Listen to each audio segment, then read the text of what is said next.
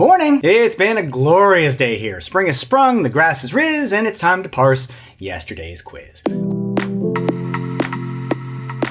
Question 1! What is the title character name in DuBose Hayward's lyrical 1925 novel, which describes the adventures of a disabled African-American street beggar and his mistress living among the tenements of Catfish Row in Charleston, South Carolina? I'd be surprised if you've read the novel. Not shocked, but surprised. But the musical? Porgy and Bess is one of George Gershwin's masterpieces. It's his only full-length opera. He did write a one-act called Blue Monday that might show up in a quiz at some point, and it was a flop when he first wrote it in 1935. It was odd for the time in that it required classically trained black singers, of which there were not many at the time, for all kinds of reasons, but it never fully disappeared, and by the 70s it had gained a place in the American cultural firmament. The fact that George Gershwin, a white man, composed an opera about black poverty in the 30s, no less, has given a lot of people pause over the years, and that would ring a lot of alarm bells. But people seem to have landed on that he did a good job portraying the characters and the story, so... Oh, and listen to Oscar Peterson's version. For me. Question 2. Colonel John T. Thompson was an inventor whose best-known creation is associated most closely with American gangsters of the Prohibition era. What is the common name used for this invention? Speaking of great albums, maybe it's the Gen Xer in me, but this question instantly got me to the Clash's song, Tommy Gun. It's a banger. If you didn't know the answer, it's one of those questions where you see it and think, really? That's it? That's a thing? That's all it was? And I hate those kind of questions. Okay. Hate. You can tell a Tommy gun by the Round Bullet magazine. It's distinctive, I'll give them that. Most submachine guns are just collections of letters and numbers, and you'd have to learn them for quiz purposes by brute force, basically. But there are Owen guns and grease guns, and questions about guns are just depressing, and I hope there are fewer and fewer of them moving forward.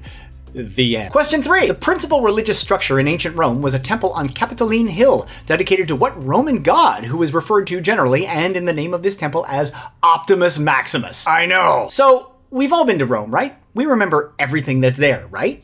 Right? There's a huge number of ancient temples and landmarks around Rome. It's a thriving city, but it's also a full open-air museum. We're 7 days into the season, and this is already not the first time I'm going to recommend watching the movie Roman Holiday. It's great, but Rome's big highlights are, let's go, let's see, it's the Colosseum, it's the Roman Forum, it's the Spanish Steps, the Pantheon, and the Temple of Jupiter. It was a massive structure, the biggest in the entire city at the time, and even though it's not still standing, the ruins are well worth it to go check out. As far as remembering this, well, Jupiter was the king of the gods, the Roman counterpart of the Greek Zeus. That's a fun list that comes up in quizzes a lot. Roman and Greek deities. If we were to do anything in between seasons, maybe lists of quiz-friendly content that's worth remembering and memorizing in a certain way might be a good idea. Let me think about that. Question 4. A character played by Tom Hanks repeatedly and desperately yells the last name of Hanks' real-life wife during a poignant scene in what film? Okay, I know Tom Hanks' wife's name is Rita, so that's one data point. Oh wait, Rita Wilson. Wilson.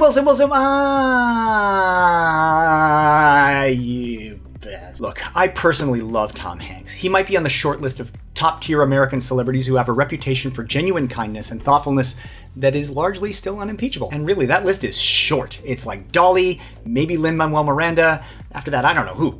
Jose Andres, Anna Kendrick. I don't know. So Tom Hanks makes two kinds of movies. He makes silly comedies and important and intense message movies. He started out in the 80s making a lot of the former, and recently he's been making a lot of the latter, and that's cool, but I just find those to be just so earnest. Maybe I'm just too hurt inside or something. I need some Gen X style irony or causticness in my diet or something. Anyway, if you've seen Castaway, then this was probably a gimme. If not, there were probably other ways into this one. I mean, even if you didn't know that the ball's name was Wilson, he wouldn't have yelled that something like that in Sully or Saving Private Ryan anyway. A good hint as far as answering trivia questions is just to try to narrow down the list of potential answers as best you can at all times. That'll help you from being overwhelmed at a guess from a big long list questions like this one. Question 5. British pathologist Michael Anthony Epstein is credited with discovering the virus of the family Herpes viridae and genus Lymphocryptovirus that is associated with several human cancers and causes infectious mononucleosis. He made this discovery along with B.G. Achong and what Irish-born virologist? The question here really is, can you think of a disease or a virus that has Epstein as part of its name? Mononucleosis is known as the kissing disease as it's easily transmitted through saliva. Epstein-Barr virus is what typically carries that stuff.